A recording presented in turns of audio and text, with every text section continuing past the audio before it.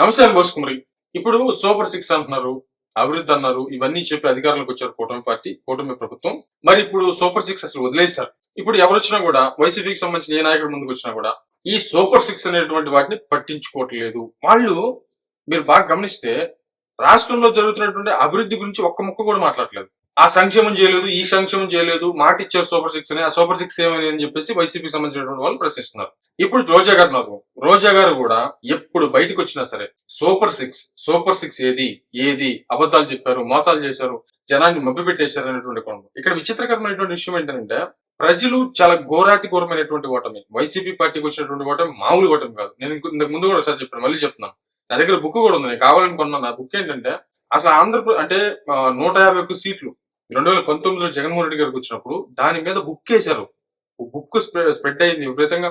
ఆ బుక్స్ అందరు కూడా ప్రింట్ చేసి నేను ఒక బుక్ కూడా కొన్నాను. ఆ బుక్ ఉంది నా దగ్గర. నేను చదివాను, సగం చదివాను, ఇంకా సగం చదవాలి దాంట్లో. అంటే మొత్తం ఈ ఆంధ్ర రాష్ట్రం ఏర్పడిన దగ్గర నుంచి ఇప్పటి వరకు ఎన్ని ఎలక్షన్స్ జరిగాయి, దాంట్లో ఎంతమంది నాయకులు గెలిచారు, ఏ నియోజకవర్గాలు గెలిచారు, ఎవరెవరు గెలిచారు, అసలు ఆ నియోజకవర్గం ఎప్పుడు పుట్టింది, వీటన్నిటికంటే జగన్మోహన్ రెడ్డి గారి విజయం గొప్పదనేటువంటి విధంగా పుస్తకాలు వేశారు.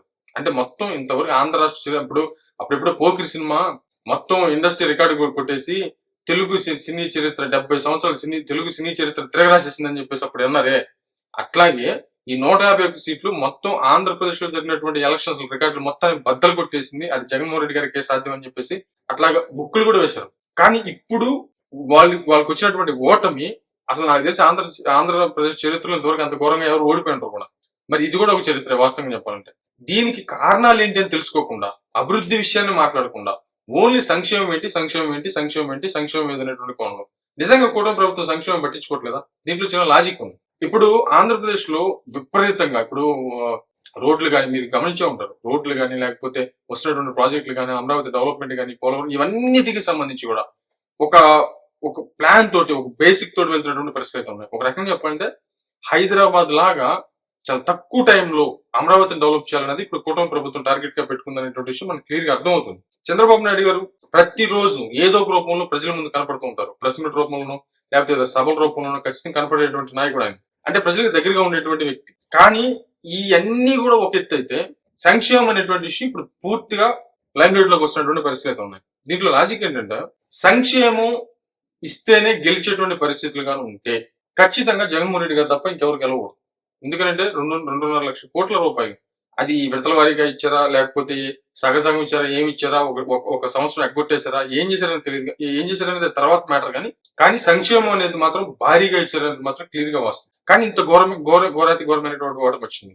అంటే ఇక్కడ మనం అర్థం చేసుకోవాల్సింది ఏంటంటే సంక్షేమం అనేది ఒక ప్రభుత్వానికి ఖచ్చితంగా డ్యామేజ్ కాదు అనేటువంటి విషయం మాత్రం క్లియర్ అయింది ఇక్కడ. అంటే సంక్షేమం మాత్రమే ఒక ప్రభుత్వాన్ని గెలిపించదు, అభివృద్ధి మాత్రమే ఒక ప్రభుత్వాన్ని గెలిపించదు. ఈ విషయం కూటమి ప్రభుత్వం బాగా తెలుసు, విఘ్నులైనటువంటి ప్రతి ఒక్కరికి తెలుసు. కాకపోతే ఇక్కడ మనం అర్థం చేసుకోవాల్సినటువంటి విషయం ఏంటంటే ముందు అభివృద్ధిని వీళ్ళు ముందుకు తీసుకుని వెళ్ళిపోతూ సంక్షేమాన్ని నిదానంగా తీసుకొస్తున్నారు. వాళ్ళు చెప్పింది కూడా అదే, సంపద సృష్టించి సంక్షేమం చేస్తామనేటువంటి విధంగా చెప్పారు. సంపద సృష్టి విశ్వాంగంలో 1 సంవత్సరంలో 2 సంవత్సరాలు వచ్చేస్తుందా? నీకు రిజల్ట్స్ కనపడాలంటే 2.5 సంవత్సరం పైనే దాటాలి. ఇది కొద్ది గొప్పన నీకు కనపడుతూ ఉంటుంది. అంటే మనీ జనరేట్ అవుతూ ఉంటుంది, దాంతో సంక్షేమం చేసుకోవచ్చు. కాబట్టి వాళ్ళకి మనీ జనరేట్ అయిపోద్ది, కొద్దిగా ఒక్కటి చేసుకుంటూ వెళ్తున్నారు. ఇప్పుడు దీపం పథకం అనేది ఒకటి అమలు చేస్తున్నారు. ఇప్పుడు ఏదో తల్లికి వందనం, రైతు బంధు, ఇవన్నీ కూడా చేసుకుంటూ, అంటే ఈ నెక్స్ట్ ఇయర్ కి ఇవన్నీ చేసుకుంటూ వెళ్తారనేది మాత్రం క్లియర్ గా అర్థమవుతుంది. అంటే ఇప్పుడు ఆంధ్రప్రదేశ్ ఉన్నటువంటి పరిస్థితుల్లో ఇవన్నీ చేసుకుంటూ వెళ్ళి అభివృద్ధి చేయాలంటే కుదరదు. అంటే ఇక్కడ ఓన్లీ సంక్షేమం చేస్తే అభివృద్ధి అయిపోద్ది, అభివృద్ధి మాత్రమే చేస్తే సంక్షేమం అయిపోద్ది. ఇంత లింక్ ఉంది ఆంధ్రప్రదేశ్ లో. అంత విచిత్రకరమైనటువంటి విషయం అనమాట. ఎందుకంటే మనకి రాజధాని లేదు, మనకి అభివృద్ధి అనేటువంటి విధానం లేదు. కాబట్టి అభివృద్ధి మీద ఫోకస్ పెట్టాలి. అభివృద్ధే కోరుకుంటున్నారు ప్రజలు అని చెప్పడానికి 2024లో జరిగినటువంటి ఎలక్షన్స్ నిదర్శనం. అంటే టోటల్ గా మాకు అమరావతి కావాలి, ఆంధ్రప్రదేశ్ ముందు అభివృద్ధి చేయండి అనేటువంటి కోణంలో ఎక్కువ మంది ప్రజలు కోరుకుంటారు అనేటువంటి విషయం మాత్రం మన ఎలక్షన్స్ లో తెలిసిపోయింది. కాబట్టి యాతావాత తెలిసినటువంటి విషయం ఏంటంటే మనకి ప్రజలు ఏదైతే నమ్మారో, అభివృద్ధిని మాత్రం నమ్మారు అనేటువంటి విధంగా ఇప్పుడున్నటువంటి కూటమి ప్రభుత్వం నమ్ముతుంది. అలాగని చెప్పేసి సంక్షేమాన్ని వదలకూడదు. సంక్షేమాన్ని కొద్దిగా ఇచ్చుకుంటూ వెళ్తూ అభివృద్ధిని కూడా చూపించగలిగితే మనం గట్టెక్కొచ్చు అనేటువంటి భావనతోటి కూటమి ఉందనేది మాత్రం క్లియర్ గా అర్థమవుతుంది. నాకు తెలిసి ఇక జరగబోయేది ఇదే. సూపర్ సిక్స్ అనేది ఖచ్చితంగా అమలు అవడానికి 5 సంవత్సరాలు వాడుకుంటారు. ఏ సంవత్సరంలో ఏది రిలీజ్ చేస్తారు, ఏ సంవత్సరంలో ఏది చేస్తారు అనేది మాత్రం తెలియదు. కానీ సూపర్ సిక్స్ అమలు చేస్తారు. కానీ టైం మాత్రం ఖచ్చితంగా పడుతుంది.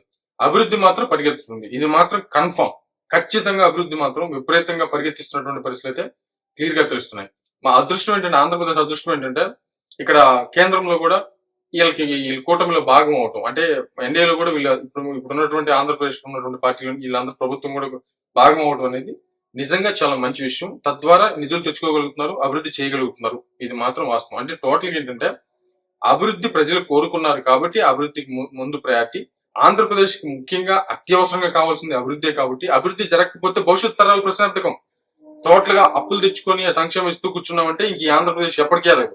కాబట్టి ముందు అభివృద్ధి చేసుకుంటే ఆటోమేటిక్ మనీ జనరేట్ అవుతుంది. జనరేట్ అయితే మన ఇష్టం, ఎంత సంక్షేమం చేసుకో నీ ఇష్టం, ఎంత అప్పులు తీసుకొచ్చి చేసుకున్నా కూడా నో ప్రాబ్లం. ఎందుకంటే భరించేటువంటి ఆస్తులు మనకు ఉంటాయి. అంటే క్యాపిటల్ ఎక్స్పెండిచర్స్ ఉంటాయి కదా, ఈ క్యాపిటల్ ఎక్స్పెండిచర్స్ పెరుగుతూ ఉంటుంది. ఆ పెరుగుతూ ఉండటం వల్ల ఆటోమేటిక్ గా ఆధారాలు కూడా పెరుగుతుంటాయి కదా, అంటే ఆస్తులు పెరుగుతూ ఉంటాయి కదా. ఆ పెరిగే కొద్ది నువ్వు ఎంత అప్పు తెచ్చుకున్నా కూడా నో ప్రాబ్లం. హైదరాబాద్ లాగా అనమాట. కాబట్టి ఈ వేలో వెళ్తున్నారు అనేది మాత్రం క్లియర్ గా అర్థమవుతున్నటువంటి విషయం. ఇది నా అభిప్రాయం. మరేమీ తెచ్చు.